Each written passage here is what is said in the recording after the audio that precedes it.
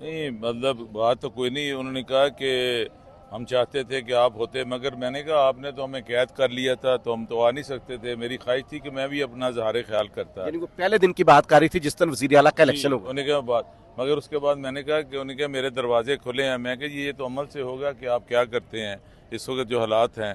تو اتنی سی بات ہوئی ہے. اس کے بعد لیکن خیر سگالی کا پیغام تو بڑا تھا. خیر سگالی پیغام دینا اچھی بات ہے, جمہوریت میں ہوتا ہے. انہوں نے عورت تھی, میں نے احترام میں کھڑا بھی ہوا, ان سے بات بھی سنی, یہ ٹھیک ہے. مگر آج کا جو اصل ایشو تھا نا کہ انہوں نے جس ہیزرڈلی یہ اجلاس بلایا اور ابھی لوگ پہنچ نہیں سکے تھے, اس طرح جمہوری ادارے چلتے نہیں ہیں. پنجاب اسمبلی میں آج حکومت پنجاب نے 358 ارب روپے کا اخراجات جاریہ کا بجٹ بآسانی منظور کرا لیا. اپوزیشن دیکھتی رہی اور کچھ شور شرابہ کیا, کچھ احتجاج کیا.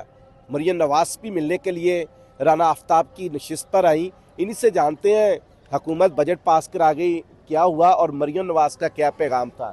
رانا صاحب, آج وزیر اعلیٰ پنجاب مریم نواز نے آپ کو خیر سگالی کے پیغام پر آپ کے پاس آ کر آپ کی نشست پر آ کر سلام کہا, اور کیا باتیں ہوئیں؟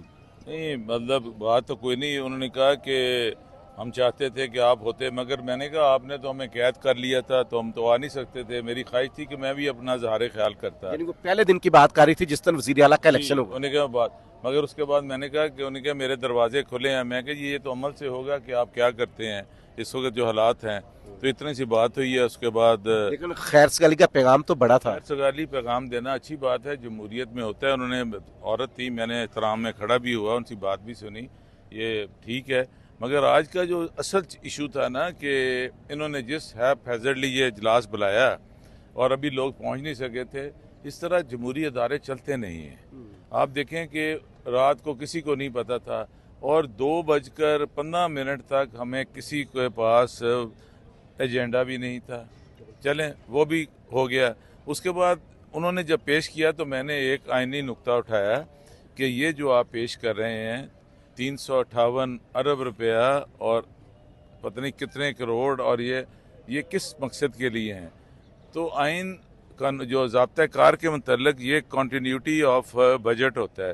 جب یہ رول 146 کے تحت پیش ہوتا ہے, اس کو پہلے یا تو منسٹر رانا صاحب ایک بات تو ویلڈ ہے نا کہ 29 فروری کو ایک بجٹ ختم ہو رہا ہے, نئی حکومت بن گئی ہے, جسے آپ مانیں یا نہ مانیں, اب اس نے اخراجات جاریہ کرنے ہیں, کچھ تو طریقہ ہوگا نا. کل پرسوں کل بجٹ ایکسپائر ہو رہا پرانا. میری گزارش سن لیں آپ, تھوڑے سے ٹھنڈے دل سے مجھے مکمل کر لینے دیں, آپ کر لیں.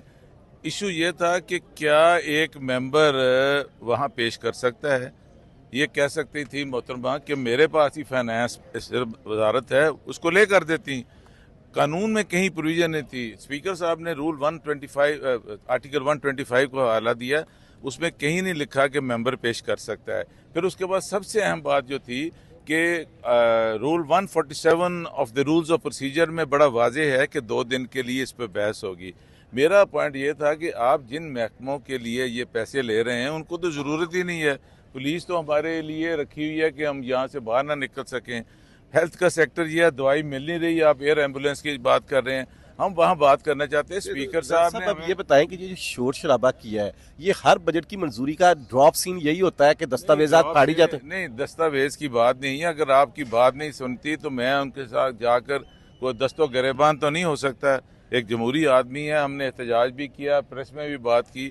جو بازو پہ سیاہ پٹی باندھی, یہ کیوں باندھی؟ یہ بلیک ڈے ہے نا, کیونکہ پرسوں سے جو ہمارے ساتھ ہم رہے ہیں اندر, اور یہ خاص طور پر ہماری ان بہنوں کے لیے ہے جو اس وقت یہ جیلوں میں قید ہیں. ہمارے ممبرز نہیں آ سکے ہیں, ہماری سیٹیں ہمیں نہیں دی گئی. یہ پروٹیسٹ کے ایک طریقہ ہے. چلے پروٹیسٹ کے جو ایکسپرٹ ہیں وہ رانا شہباز صاحب ہے. ڈیسک پہ کھڑے ہو کر نعرے بازی کرنی ہو یا خود تو اپوزیشن حکومت کو ٹف ٹائم دینا ہو تو رانا شہباز چیف وپ ان سے بات کرتے ہیں. رانا صاحب آج احتجاج کا خوب موقع ملا آپ کو. دیکھیں جی, ہم نے تو پہلے ہی 2 پٹیاں باندھی ہوئی ہیں. ڈبل کیا آپ نے. ایک تو ہم نے 9 فروری کی باندھی ہے, جو جعلی مینڈیٹ والے جو ایم پی 9 فروری کو بنے تھے. ایک ہم نے 9 مئی کی باندھی ہے جس میں ہماری خواتین کو قید کیا ہوا ہے. تو دوسرا جو آپ بجٹ کی بات کر رہے ہیں, ہم 2018 19 20 3 سال کا بجٹ دیکھ لیں, 3 سالوں میں یہ 358 ارب کا بجٹ ایک سال میں بھی نہیں آیا. یہ پورے سال کا بجٹ جو تھا 358 ارب سے کم تھا. یہ ایک ماہ کا جو انہوں نے بجٹ دیا ہے 358 ارب کا, تو یہ بڑی ہمیں حیرانگی ہوئی. ہم پہلے تو ہم نے جب इन्होंने से 2 बजे तक वो दिया ही नहीं गया कि आज की एजेंडा क्या है। जब एजेंडा 2 बजे इन्होंने दिया तो 2:30 बजे इजलास शुरू किया। सिर्फ 15-20 मिनट पहले देकर एजेंडे में कुछ भी नहीं लिखा था, सिर्फ यही लिखा हुआ था 358 अरब का हमने बजट जो है वो लाना है। चले ये थे राना शहबाज जी, कुछ आप बात करनी जी कर। मैं आपको ये बताना चाह रहा हूँ, जो आपने बोला कि दस्तावेज फाड़ी हैं, वो दस्तावेज पे सिर्फ ये लिखा था कि 358 अरब रुपए का उनको चाहिए, ग्रांट चाहिए। अब ये जो पेपर है जो हम एक्चुअली मांग रहे थे कि डिटेल किस डिपार्टमेंट को क्या चाहिए, ये निकलते हुए हमने लिया है। और इसमें अगर आप ये देखें कि पुलिस के लिए 13 अरब और 88 करोड़ रुपया होने चाहिए इस अगले 1 महीने में, पुलिस के लिए 14 अरब। ये किस लिए चाहिए, ये पुलिस क्या कर रही है? पिछले कई महीनों से चादर और चारदीवारी को पामाल कर रही है, खवातीन को उठा रही है, हमारे घरों में तोड़ फोड़ कर रही है, पर्चे काट रही है, बेबुनियाद पर्चे काट रही है, असेंबली के को घेरा हुआ है। हम लोग चेयरिंग क्रॉस पे गाड़ी खड़ी करके पैदल आते हैं, इसलिए 14 अरब चाहिए। ये थे अपोजिशन अरकान जिन्होंने बजट के जो मत जो शोबे हैं मुख्तलिफ जिसके लिए बजट मांगा गया है उस पर एतराज किया है।